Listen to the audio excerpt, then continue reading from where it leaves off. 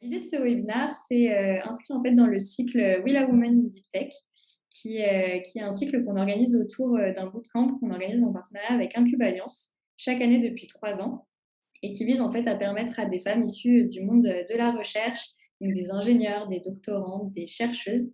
L'idée, c'est d'accompagner ces femmes à sauter le pas de l'entrepreneuriat et leur permettre d'envisager cette possibilité qu'est l'entrepreneuriat pour porter une innovation dans la deep tech. L'idée du webinaire, c'est pour clôturer un peu ce cycle. On a eu le bootcamp il y a une semaine exactement.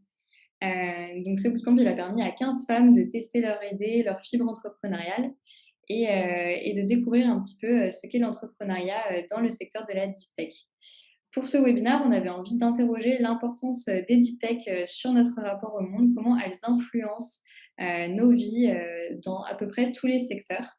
Donc, on va discuter de pourquoi c'est essentiel que l'inclusion soit présente dans ce secteur également, qu'il y ait plus de femmes, qu'il y ait plus de personnes issues de la diversité également, et de pouvoir questionner un petit peu qu'est-ce que font ces innovations, comment elles vont bouleverser nos modes de vie, comment elles bouleversent déjà nos modes de vie, et comment elles sont porteuses de changements majeurs pour notre quotidien. Donc, les deep tech, elles sont vraiment à l'origine de révolutions, notamment dans le domaine du soin, de la santé, mais pas que.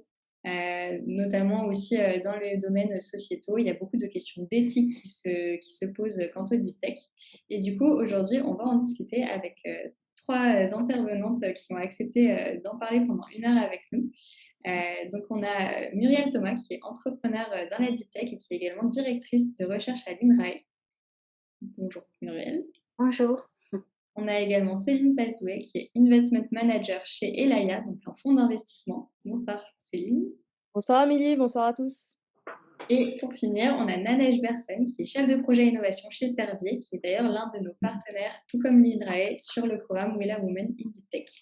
Bonsoir Nanej. Bonsoir à tous. Merci pour l'invitation. Avec plaisir.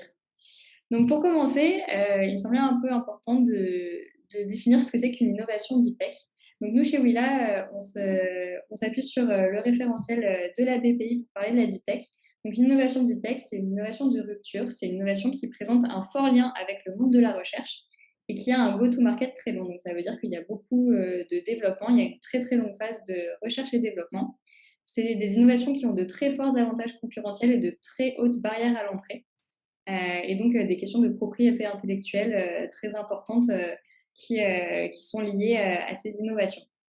Et donc, lié à ça, il y a également un très fort enjeu au niveau du capital et du financement de ces innovations, parce que souvent, ça demande un très fort engagement capitalistique pour les développer. Est-ce que Céline, tu veux compléter un petit peu cette définition de la deep tech, notamment avec le point de vue d'Elaya et donc du fonds, puisque vous investissez beaucoup dans ce secteur? Ouais, bah écoute, c'est bien parce que je suis tout à fait d'accord avec ta définition, donc on part sur de bonnes Super. bases. C'est vrai que ce qui est compliqué avec la deep tech, c'est qu'il y a pas vraiment une définition très précise. Il peut y avoir des labels qui existent ou des choses comme ça, mais nous, c'est pas vraiment ce qu'on va regarder. C'est vraiment, comme tu dis, des projets qui vont être en lien avec la recherche publique, avec des grosses barrières à l'entrée tech, des go-to-market qui sont plus longs. C'est vraiment, le type de projet qu'on voit. Ce qui est intéressant aussi, c'est que nous, on a des projets parfois qui viennent nous voir, qui sont pas forcément deep tech à la base, mais on va essayer de créer cette dimension deep tech ensemble, parce que nous, notre fonds, il est vraiment orienté deep tech. Donc on va, par exemple, créer des liens avec la recherche ou avec des labos ou quoi, ou faire venir des PhD dans l'équipe et c'est quelque chose qu'on peut faire dans un deuxième temps. Donc une startup non deep tech peut devenir, deep tech selon nous, par la suite. Et donc en effet, 2 mots sur Elayan, on a un fonds qui investit dans la tech, depuis une vingtaine d'années.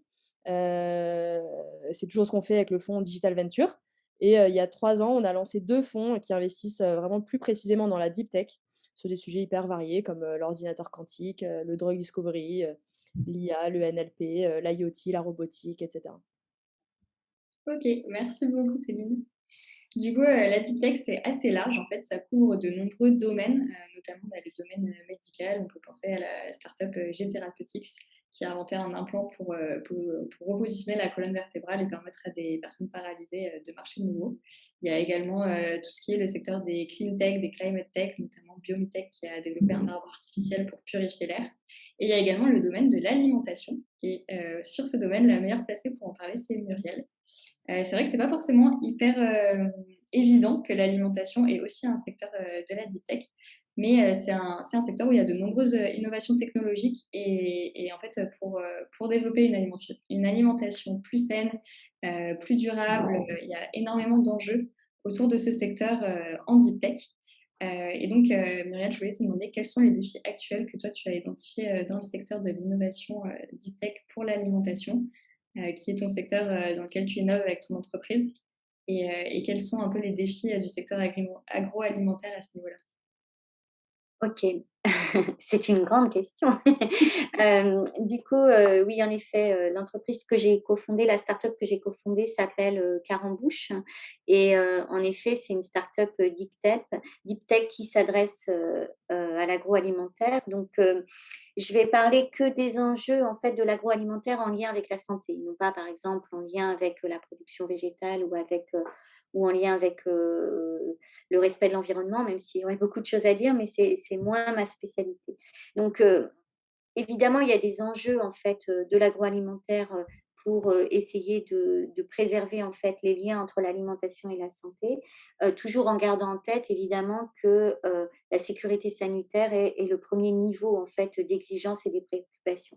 Si on considère qu'on a des aliments au niveau sanitaire qui sont corrects, je pense qu'après il faut relever des défis qui permettent de concilier des injonctions qui pourraient paraître contradictoires, comme par exemple, comment, faire de l'aliment ou des aliments, qui sont, spécifiques à certains groupes de personnes, donc des aliments personnalisés, en fait. Par exemple, des aliments, qui sont particulièrement adaptés à certaines maladies, par exemple. Donc comment, en fait, hem, promouvoir ces aliments spécifiques pour un groupe de personnes et en même temps, comment, développer, et assurer la couverture des besoins de toute la population générale. Comment avoir des aliments spécialisés, pour la santé et en même temps des services de distribution qui s'adressent à une population générale. Donc ça, voilà, je pense que c'est des grands défis. Il y a aussi comment, favoriser l'expansion des aliments santé au détriment des aliments, qui sont clairement, délétères pour la santé, mais qu'on aime bien malgré tout. Donc il va falloir concilier tout ça, même si ça paraît ça aussi contradictoire. Et puis à mon avis, il y a aussi, comment diversifier nos apports alimentaires, notamment en prenant en compte, les écosystèmes microbiens qui sont, très importants pour diversifier nos apports alimentaires. Et là, il y a beaucoup d'innovations à faire en termes de probiotiques, de prébiotiques et de diversification des apports alimentaires. Voilà. Je ne sais pas si j'ai répondu à votre question, Amélie? Si, si, complètement. C'était un peu l'idée d'interroger tous les défis qu'il peut y avoir dans ce secteur aussi, qui ne sont pas des moindres. Et du coup, outre le secteur de l'alimentation, il y a aussi le secteur de la santé dans un sens plus large. Et du coup, il y a également l'essor des biotech dans les deep tech. Il y a également la medtech. Et donc, tout ça, ça nous amène à en fait une prise en compte de la santé dans une perspective beaucoup plus pointue. Il y a énormément de technologies qui se développent dans ces secteurs-là.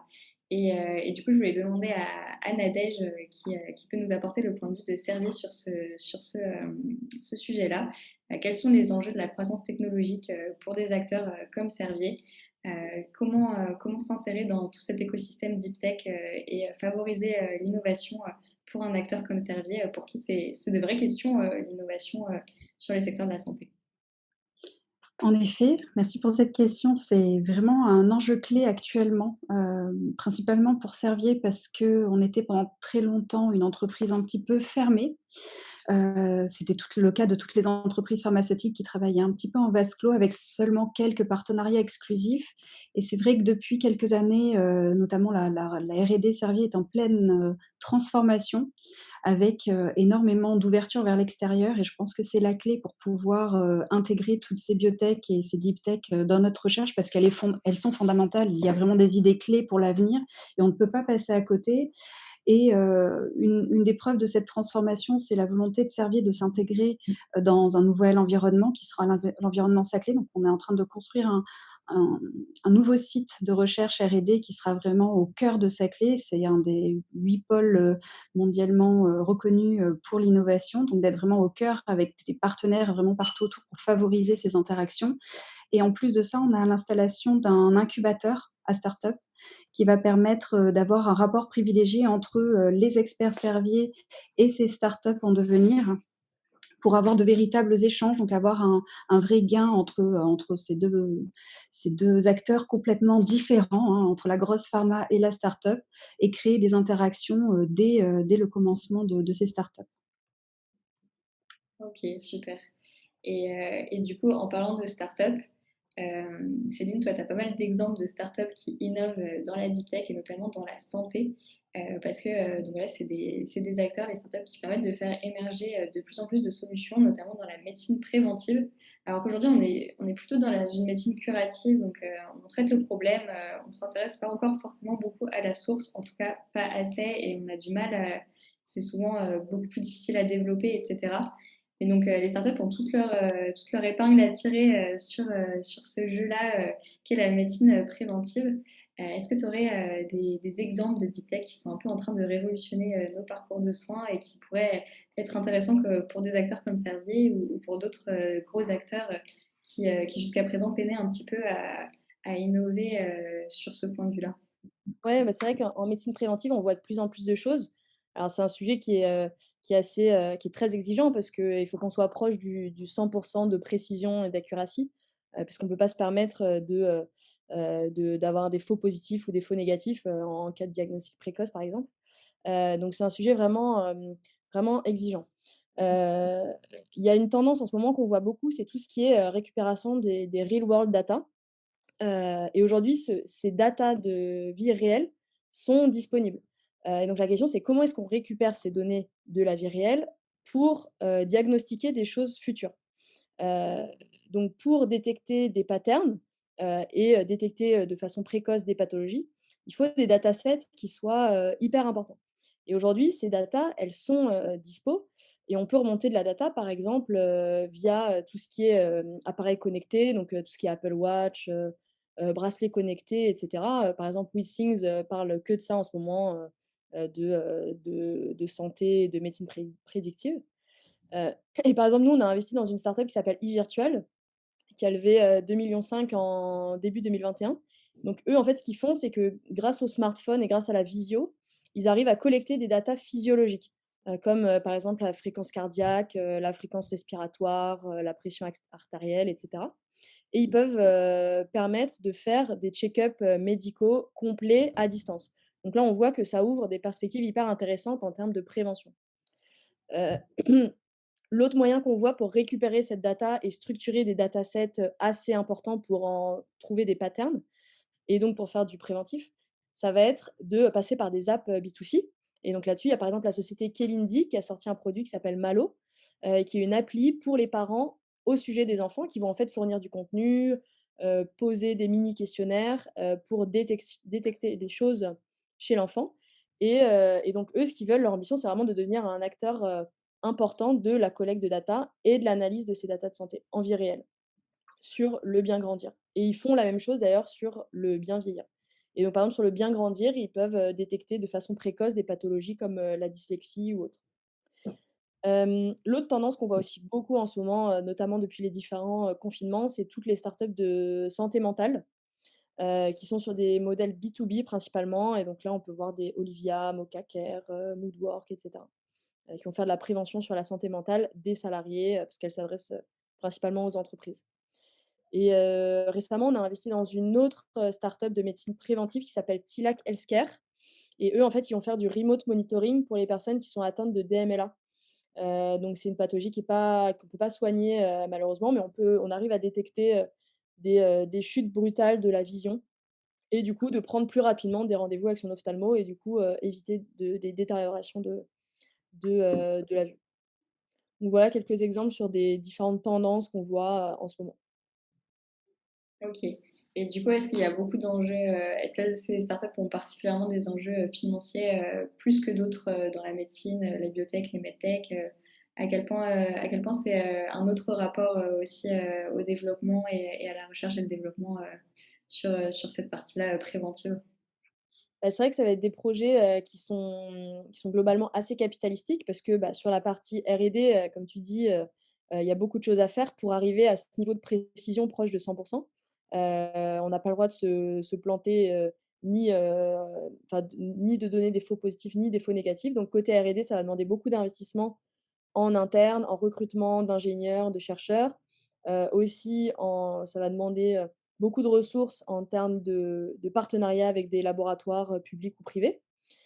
Heu et puis ensuite, en termes de cycle de vente, ça peut être des cycles de vente assez longs parce que dès qu'on va, s'adresser à des professionnels de santé, comme des médecins ou des hôpitaux ou autres, ça va être des cycles très complexes, très longs, qui vont demander beaucoup de temps, d'explication, de, de validation, en interne et cetera et donc il faut avoir les reins assez solides financièrement pour pouvoir, tenir, ce cycle et sur des modèles comme, Kelindi ou Malo, on voit qu'il va y avoir d'un côté un modèle B2C, qui demande beaucoup de ressources parce qu'il faut faire de l'acquisition B2C qui peut coûter cher, avec des coûts d'acc, qui peuvent être assez élevés et en même temps un modèle B2B où là, il faut aller chercher des partenaires, comme, des labos, qui vont pouvoir, les aider à analyser leurs data. Donc il y a un double go to market, et donc un double enjeu et donc un projet, doublement, capitalistique, quoi. Donc en effet, c'est des projets qui coûtent assez cher globalement. Et du coup, ça m'amène à une autre question qui est que, en fait, ces technologies, elles sont très coûteuses à développer, en fait. Et donc, c'est des technologies toujours plus de pointe. Tu le disais, il n'y a pas trop le droit à l'erreur pour ce genre de diagnostic, etc. Donc, il y a la question, en fait, de l'accessibilité qui se pose. Comment on peut rendre accessible des solutions de médecine préventives et efficaces, etc., développées sur des outils aussi précis et aussi forts en technologie et les permettre à tout à chacun d'y accéder, d'y avoir accès.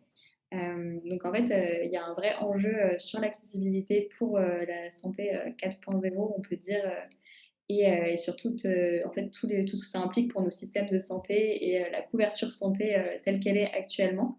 Et sur ça, je voulais interroger Nadège donc, sur comment en fait on peut imaginer pouvoir garantir une santé qui soit tout de même accessible à tous, tout en maintenant ce haut niveau de technologie et en insérant toutes ces nouvelles fonctionnalités et cette nouvelle perspective offerte par la technologie pour la santé et la prise en compte de notre soin. Alors c'est un véritable enjeu à l'heure actuelle, véritable, hein. Il y a on reste une entreprise et on doit pouvoir continuer à financer notre entreprise et la R&D et continuer à innover. On entre dans une phase où, les médecines sont de plus en plus personnalisées pour éviter, les effets secondaires. Donc tout ça forcément ça a un coût. Chez Servier, ce que nous avons, tendance à faire et c'est vraiment une tendance, qui commence à se généraliser, c'est de participer à des consortiums, ce qu'on appelle les consortiums publics-privés, les PPP. Pourquoi? Parce qu'en fait, ce sont des consortiums dans lesquels on va avoir plusieurs partenaires, pharmaceutiques, des biotech et des laboratoires académiques qui vont partager les données. Donc le fait de mettre toutes ces données et toutes ces réflexions en commun, ça permet d'avancer plus vite, ça permet de trouver plus de solutions et donc de diminuer les coûts pour chacun. Donc c'est notre axe sur lequel on travaille actuellement pour pouvoir, innover, être de plus en plus précis, et apporter des solutions toujours plus innovantes en investissant moins et en partageant, les informations dans ces consortiums-là. Actuellement, chez Servier, on participe à près d'une quarantaine de consortiums. Donc tout le monde finance, enfin les partenaires pharmaceutiques financent principalement ces consortiums et voilà, on a un véritable échange autour de certains sujets d'intérêt, donc ça permet d'accélérer, on va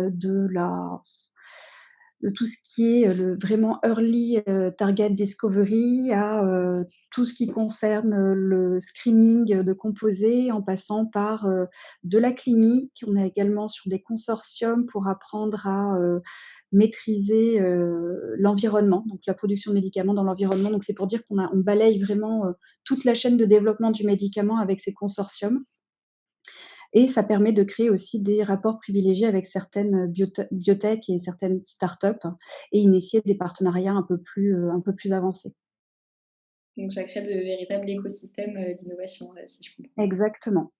C'est un véritable échange, c'est vraiment très, très riche, hein. On est très content de ces consortiums. OK et vous avez enfin, pas mal de startups qui participent, et qui peuvent, Alors comme j'ai ça pas le nombre exact, mais sur les 40 consortiums auxquels on participe, oui, il y a des startups, il y a des biotech, d'autres grands groupes pharmaceutiques, bien sûr, nous ne sommes pas les seuls et un grand, grand nombre de partenaires académiques, ce qui rend, un véritable intérêt à tous ces échanges. Ok, super. Et du coup, pardon, je L t'ai coupé. Juste l'autre dernier avantage de mettre en face des partenaires académiques et des partenaires pharmaceutiques, il est vraiment double, hein, parce que, on a une vision de la recherche au niveau académique qui est différente de celle qu'on peut avoir au niveau privé et de confronter les 2 visions, ça enrichit les 2 parties et c'est vraiment, j'ai vu des échanges, se concrétiser et apporter de véritables gains des 2 côtés. Donc de voir un peu plus ce dont on peut avoir besoin d'un côté pharmaceutique, côté académique, permet d'orienter la recherche et nous, ça nous permet d'avoir une vision, beaucoup plus claire, justement des deep tech. Super. J'ai une petite question dans le chat que je me permets de faire remonter. Donc, c'est Marie-Thérèse. Merci Marie-Thérèse. Comment s'assurer de la sécurité des données et quelles sont les régulations qui encadrent les startups, donc dans ces consortiums, j'imagine? Dans tous les consortiums, on est, forcément, bridé par, tout ce qui concerne la protection des données. Dans tous les cas, si je ne m'abuse, les données sont 100 anonymisées pour pouvoir être traitées. On ne traite pas de données non anonymisées. Donc c'est la première des choses et ensuite, bien sûr, on respecte toutes les règles de la législation, d'être sur des serveurs européens. Enfin, il y a vraiment beaucoup, beaucoup de règles. Donc c'est très suivi et très protégé. Néanmoins, on arrive avec, malgré toutes ces contraintes, à mettre des données en commun et à, les traiter, les analyser et en tirer des données très, très intéressantes. Super, merci. On le voit avec donc cette question du capital et du financement des innovations. Il y a de vrais enjeux autour de la deep tech. Et il y a également des enjeux sociétaux qui s'appuient et qui en fait justifient également les financements qui peuvent découler qui peuvent abreuver ces innovations. On voit notamment dernièrement avec le secteur de la Femtech et des exemples concrets en fait de ce secteur qui est en pleine explosion. Donc la Femtech, c'est toute la technologie liée à la santé des femmes, au corps des femmes qui ont pendant longtemps été assez peu étudiées. Et notamment, c'est assez flagrant avec des questions comme l'endométriose qui émerge à peine encore aujourd'hui. Donc l'endométriose, pour rappel, c'est une maladie qui touche une femme sur 10 et qui met en moyenne 7 ans à être diagnostiquée encore aujourd'hui. Donc c'est des parcours de soins très longs et souvent un parcours du combattant pour les femmes qui en sont malades. En fait, la recherche, elle a longtemps proposé des innovations qui se calquaient sur un modèle masculin, qui se limitaient à faire des recherches sur des individus masculins. Et du coup, ce qui est important aussi de questionner, c'est comment rendre toutes ces technologies le plus inclusives possible et faire en sorte que des cas comme ça, enfin des maladies comme ça puissent également être étudiées, que les femmes en fait soient pleinement intégrées au processus de recherche, que ce soit au niveau des cas de recherche, mais aussi au niveau des recherches elles-mêmes et donc des personnes qui font la recherche. Pour ça, je voulais t'interroger, Nadège, tout d'abord pour l'état actuel du secteur sur l'inclusion des femmes et voir un peu ce qui se passe, notamment dans les laboratoires de groupes comme Servier. Alors c'est une question très intéressante parce que forcément en tant que femme, elle me concerne, hein. On a toutes été, confrontées à ce fameux, syndrome de Yentel qui montre que, la prise en charge des femmes est complètement différente de celle des hommes. Pour, un même niveau de douleur, on va pas avoir la même prise en charge, mais c'est également, tout ce qui est, diagnostic. Enfin, le diagnostic et la prise en charge des femmes est moins bien traité que, au niveau masculin. Donc c'est connu, ça reste relativement récent, hein. C'est quelque chose qui est remonté seulement, dans les années 90, donc ça a à peu près 30 ans. Néanmoins, pour avoir fait pas mal de recherches publiques avant d'arriver chez Servier et même dans la recherche, privée, on continue à avoir des modèles, vivaux, masculins. Pourquoi? Parce que, les modèles féminins ont des cycles, ces cycles hormonaux, perturbent les données et on ne peut rien ressortir de ces données. Donc on focalise nos modèles animaux sur les hommes, sur le côté, mâle. Donc, on a ce biais-là qui apparaît, dès la recherche fondamentale. Donc maintenant, on commence à en prendre compte, on commence à intégrer de plus en plus, notamment dans les essais cliniques de femmes, ce qui était même pas le cas, hein, dans les 10 dernières années, ça commence à apparaître maintenant. où la législation force les laboratoires pharmaceutiques à intégrer de plus en plus de femmes dans les essais cliniques, quitte à traiter différemment les sous-populations, néanmoins à les intégrer, parce qu'avant, elles n'étaient carrément pas intégrées, ce qui créait un biais énorme et pourtant c'est comme ça que c'était fait. Donc ce qu'on a mis en place depuis 3-4 ans chez Servier, ça reste relativement récent, mais c'est une première prise de conscience, c'est qu'on a un département qui s'appelle le Patient In.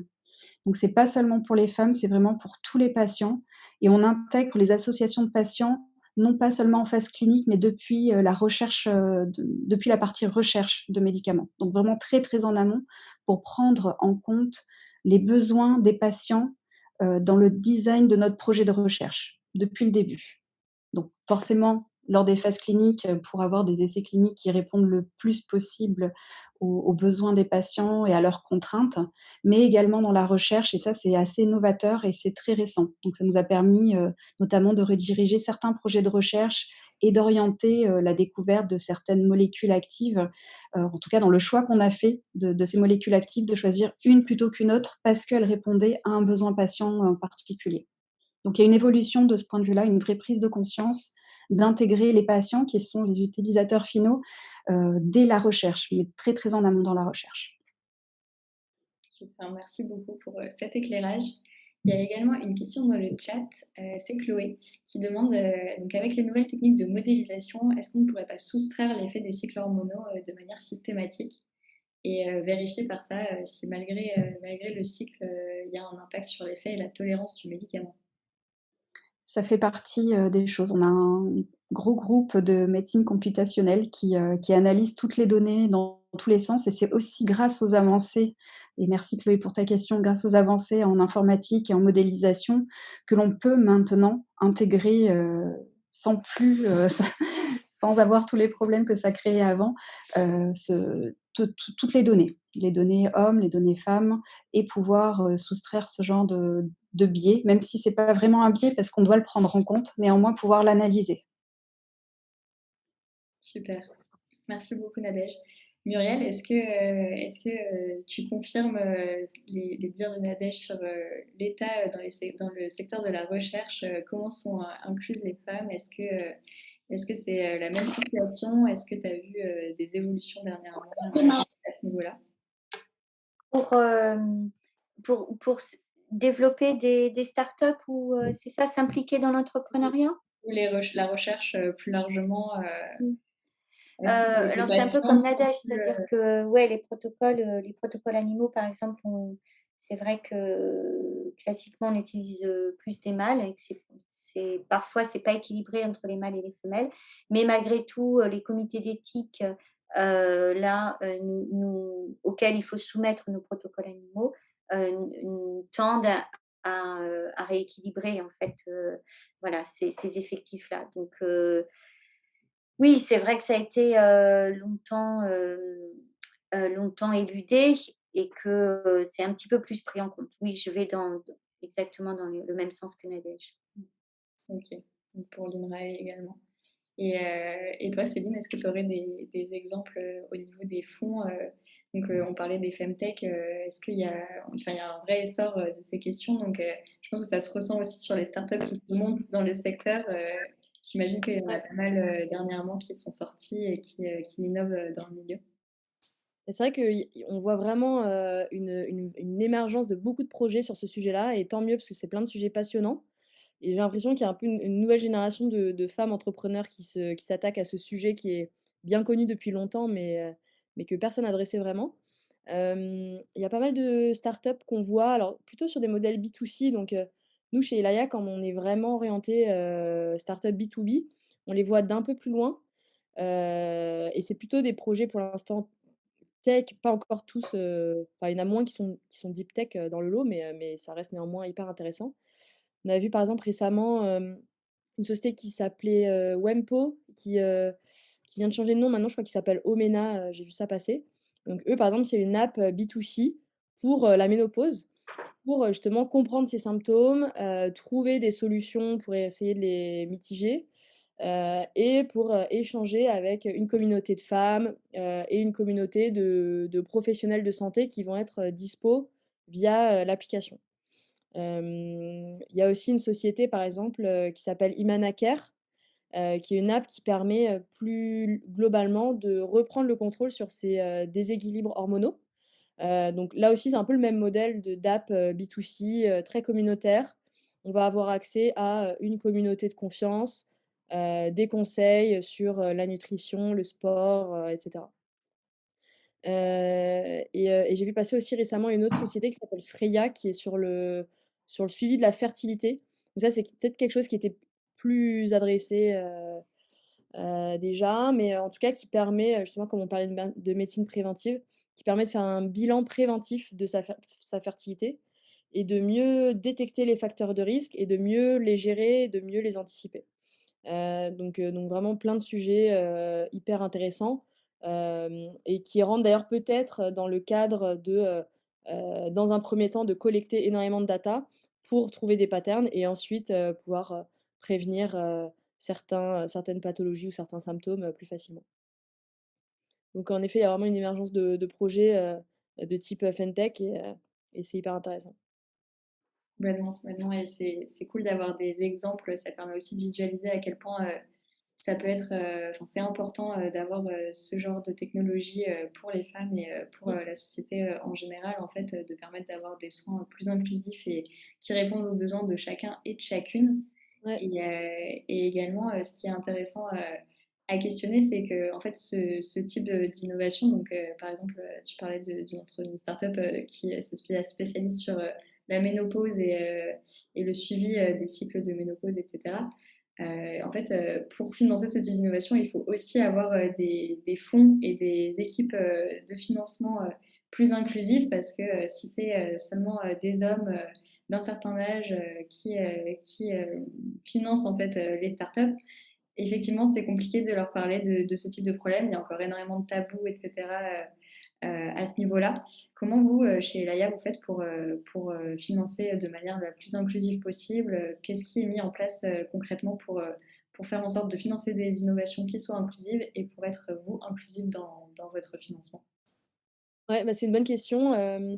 Écoute, on n'a pas encore trouvé la recette magique, mais on y travaille. Alors déjà, la chose intéressante, c'est que, les fonds se sont rendus compte déjà il y a quelques années qu'ils étaient biaisés dans leurs investissements, et qu'il y avait un problème et qu'il n'y avait pas assez de femmes, entrepreneurs, dans lesquelles, on investissait. Et en fait, le premier constat, c'est que comme tu dis, en fait, les investisseurs vont investir dans des gens qui leur ressemblent. Donc si dans les fonds, tu as que des hommes de 50 ans, bah, tu vas te retrouver avec que des startups d'hommes de 50 ans entrepreneurs, quoi. Parce que ça rassure d'investir dans des gens qui nous ressemblent et cetera.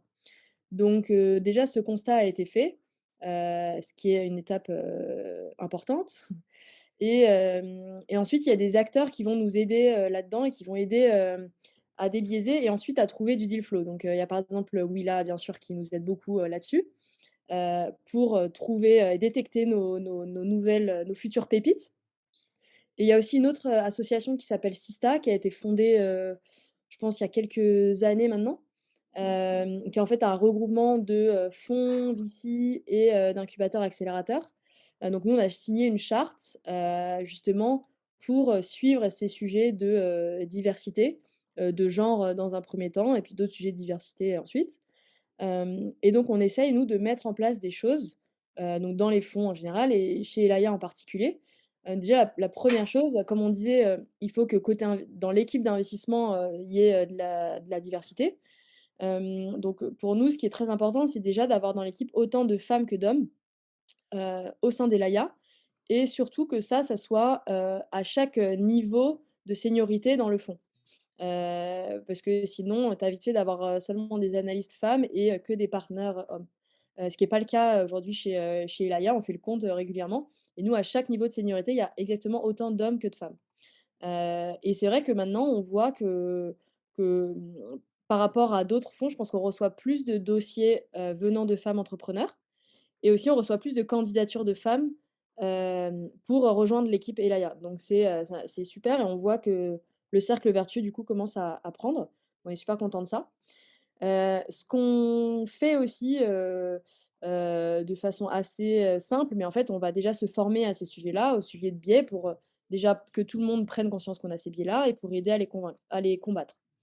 Donc voilà, on se forme beaucoup sur ça et puis, la 3e chose qu'on met en place, c'est qu'on fait par exemple des office hours, dédiés aux femmes entrepreneurs.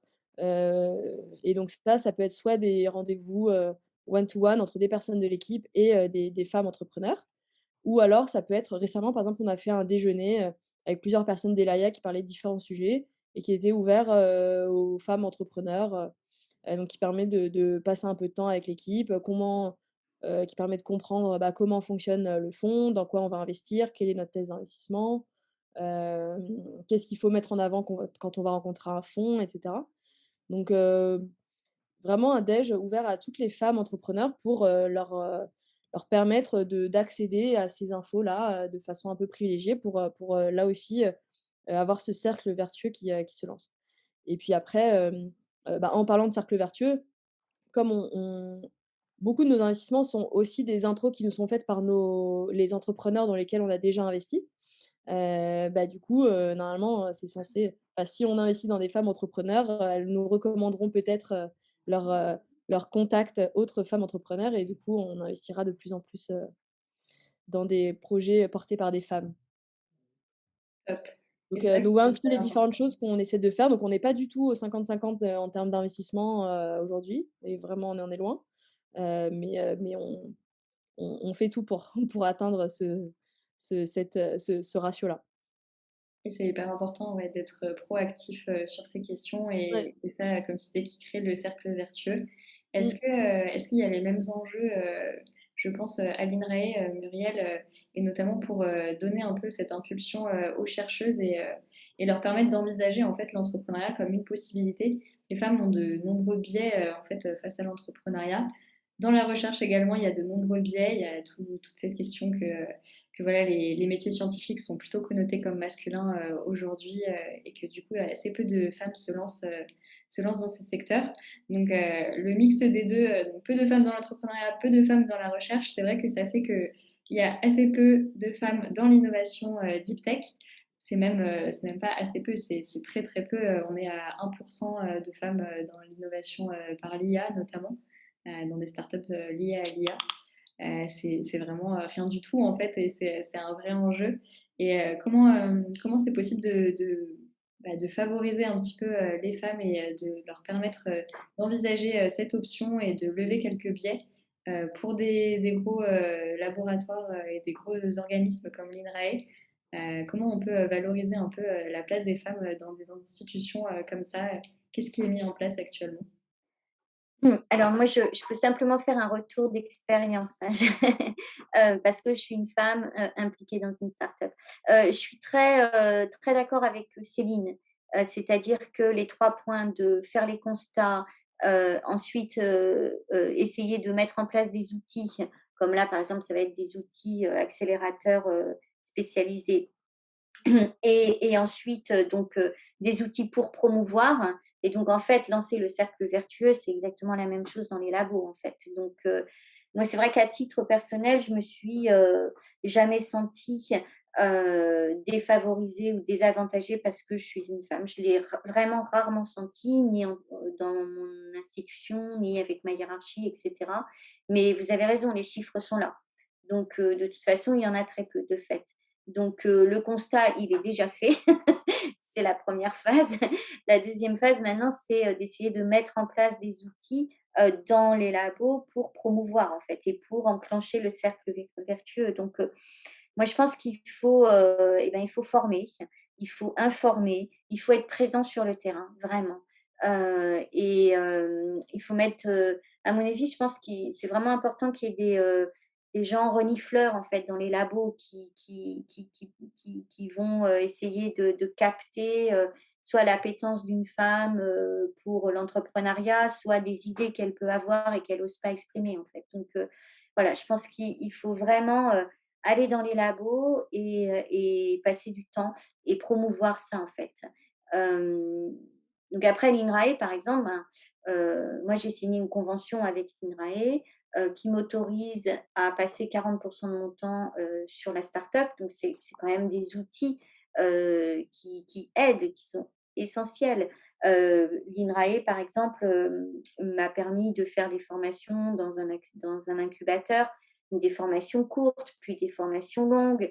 Donc voilà, donc clairement, j'ai été aidée, j'ai été soutenue. C'est mon institut qui a payé ces formations pour l'instant. Donc, ils ont à la fois dégagé du temps et de l'argent, en fait, pour moi. Par contre, donc je peux pas dire qu'on n'est pas aidé. Mais je pense qu'il y a malgré tout des manques au niveau du labo, en fait, pour s'organiser, pour accompagner. Quand on se lance comme ça dans un autre projet, ben, il faut diminuer les projets qu'on a au labo. Et ça, il faut être accompagné. Il faut en effet des outils, je pense. Il faut qu'on soit formé à des outils. Et puis moi, je pense que ça passe aussi par le fait de soutenir de façon égale en termes de financement les startups femmes et les startups hommes. Ça, c'est pas le cas pour l'instant. Donc, oui, il faut faire attention à ça, en fait. Si on favorise, si on donne des financements à 20 dossiers, il faut qu'il y ait la moitié de donnés à des financements. Il faut faire attention à l'équilibre, en fait, entre des dossiers portés par des femmes et des dossiers par des hommes. Au moins au début. Après, ça va enclencher un cercle vertueux dont parlait Céline. Mais au moins au début, je pense qu'il faut en passer par là, oui. Par vraiment une politique très volontariste de favoriser en fait la parité à tous les niveaux, à tous les niveaux. Et c'est vrai qu'au labo, à l'INRA, moi je connais que des hommes de plus de 55 ans qui se sont engagés dans des startups. Dans mon environnement jovassien.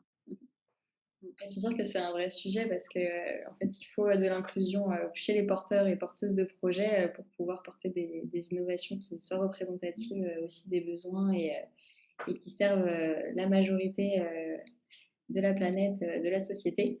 Et du coup, pour conclure avec Nadège, est-ce il y a des enjeux aussi enfin, on parlait de l'importance de la formation pour faire émerger des femmes entrepreneurs, des femmes qui innovent dans la deep tech. Est-ce que chez Servier, il y a des dispositifs particuliers? Est-ce que par exemple, il y a de l'intrapreneuriat? Comment vous valorisez un petit peu la place des femmes pour booster l'innovation et leur permettre aussi d'envisager de se lancer enfin, pour porter leurs projets d'innovation des chercheuses, etc. Alors c'est une vaste question. Elle n'est pas seulement orientée femmes chez Servier, elle est orientée de manière équitable. C'est vrai que c'est ça qui est compliqué parce qu'on ne veut pas non plus aller d'un côté ni de l'autre. Alors on a de la chance dans les laboratoires Servier, on est plutôt équilibré d'un point de vue homme-femme, que ce soit au niveau des experts, au niveau des laboratoires. Je crois qu'on est même plus nombreuses, un petit peu plus nombreuses au niveau expert, laboratoire. Bon, quand on monte après en hiérarchie, forcément, on retombe sur un biais masculin, c'est sûr. Donc là, ils sont en train d'y travailler, d'intégrer un peu plus de femmes au point de vue du COMEX R&D et du COMEX Group. Petit à petit, on voit les choses bouger. Donc, on était passé de 0 personnes à quelques femmes qui arrivent. Donc, les choses bougent, c'est plutôt en notre faveur. Ce qui est bien, parce que ça permet d'avoir un peu plus de visibilité. La formation, comme disait Muriel, je pense que c'est clé. À titre personnel, je m'occupe de la communauté des thésards et des postdocs qui sont chez Servier. Donc, on a une communauté qui s'appelle Shine Docs. C'est tous nos thésards et postdocs qui sont regroupés dans cette communauté. On organise pas mal d'événements pour eux. Donc, des événements en interne, mais également des événements en externe, par exemple avec l'association Bernard Grégory pour leur apprendre à valoriser leur expérience et leur expertise.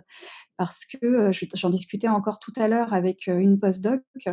Elle me disait, quand j'ai fini ma thèse, j'avais l'impression que je n'avais que 2 choix. Soit je trouvais un poste de chargée de recherche dans l'académique, soit je me redirigeais vers complètement autre chose. Donc, j'allais faire serveuse chez McDo en attendant de trouver autre chose.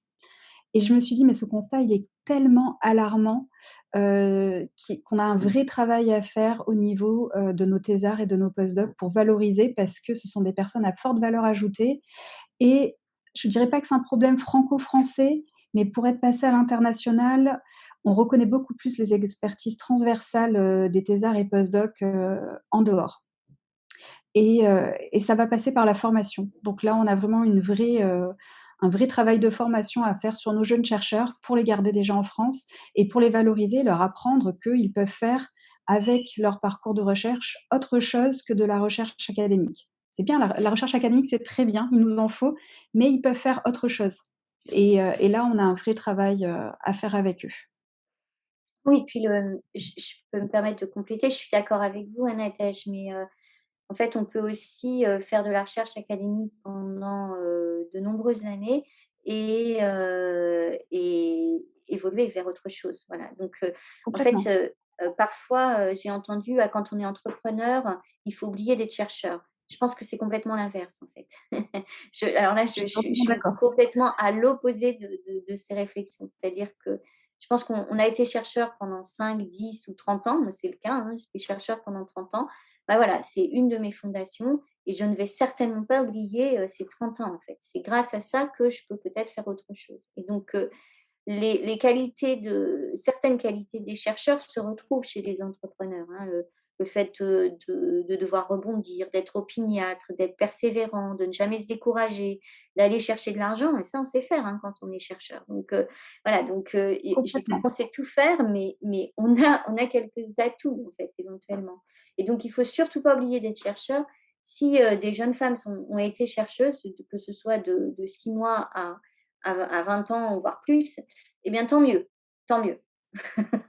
Complètement, je suis Voilà. entièrement d'accord avec ça. Je vais rebondir sur ça parce que je trouve que c'est vraiment très intéressant. L'idée, c'est pas de leur dire qu'elles ne sont plus chercheuses, l'idée, c'est de valoriser leur expérience Oui, et de c'est leur ça. dire que quand elles ont été chercheuses, elles peuvent faire tellement plus parce qu'elles ont développé des compétences clés et qui ne sont pas suffisamment reconnues dans le monde privé. C'est un peu le problème, c'est que, une jeune chercheuse ou un jeune chercheur, quand il sort de sa thèse, les entreprises privées ont tendance à ne pas reconnaître leurs compétences transverses. Alors qu'en fait, ces compétences transverses qu'elles ont développées durant la thèse, qui sont vraiment propres au profil chercheur, sont fondamentales dans la recherche privée, dans l'entrepreneuriat, on a tous ces atouts-là qu'on peut utiliser. Donc l'idée, c'est pas du tout de leur dire de renier leur côté chercheur, au contraire. L'idée, c'est vraiment de valoriser ce côté chercheur. On a une mauvaise image du chercheur en dehors de la recherche académique, malheureusement. Et je trouve que c'est un vrai défaut de notre société française, parce Ouais, que ce ou n'est pas le c'est cas nous à l'étranger. qui donnons pas une bonne image. On n'a pas été formés à Non, donner une bonne image. Voilà. il y a peut-être aussi une question qu'on ne sait pas se vendre suffisamment. Je suis passée par là, hein, après, ma thèse, le postdoc, voilà, trouver, un job dans une entreprise, j'ai dû partir à l'étranger pour qu'on me dise: «Ah ben vous avez un PhD, vous avez des super compétences» et même moi je suis là: «Ben, si vous le dites, oui», et on manque cruellement, heu, cet apprentissage, il manque. Cette formation, de valoriser tout ce qu'on sait faire et d'en être fier et de montrer tout ce qu'on sait faire, manque cruellement, dans la recherche française. Nous, c'est tout l'objet du bootcamp qu'on organise, qui s'appelle donc We Love Women in Deep Tech. C'est tout l'objet donc de valoriser justement ce secteur de la recherche et ces profils qui en fait n'ont souvent pas confiance en eux et pas conscience de leurs valeurs, comme tu disais Nadège. C'est vrai que voilà, là, cette année, on a accompagné 15 femmes durant ces 4 jours qui sont assez intenses. Mais il y a une énorme brique sur tout ce qui est prise de confiance en soi, prise de parole, prise, leadership, etc. C'est vraiment des questions qui ne sont pas du tout abordées et qui ont du mal encore à émerger dans le secteur de la recherche. Et en fait, voilà, nous, ce qu'on prône chez Willa, c'est l'entrepreneuriat comme moyen de valoriser ses recherches et de porter son innovation. Voilà, l'innovation deep tech, ça permet pour certaines de porter leur innovation d'une façon qu'elles n'auraient pas imaginée au départ, mais qui leur permet de l'emmener plus loin et de révolutionner certaines choses. Donc voilà, c'est un vrai enjeu qu'il y ait plus de femmes qui se lancent dans ce secteur de l'entrepreneuriat deep tech. Donc c'est aussi tout l'objet de l'action de Willa avec Incube Alliance et les partenaires comme Servier et l'INRAE notamment. Donc merci à toutes pour ces échanges. On a encore 5-10 minutes avant la fin du temps imparti pour les questions. Si vous en avez parmi les participantes, je vous invite à les poser dans le chat ou à prendre la parole directement maintenant qu'on arrive à la fin.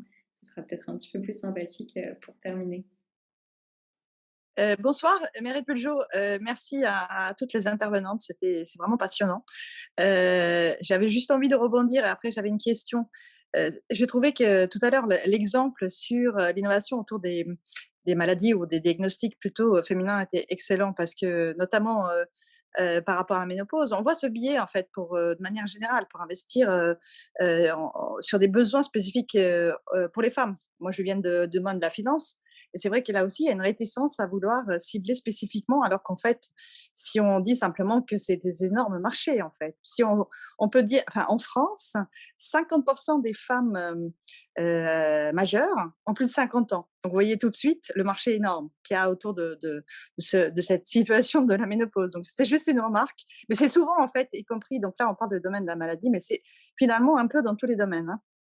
Je pense que pour un peu booster les investisseurs qui sont largement représentés par des hommes, c'est vraiment d'arriver à faire montrer l'opportunité de marché, en fait, qui est absolument généralement énorme, parce que 5% de la population déjà de base.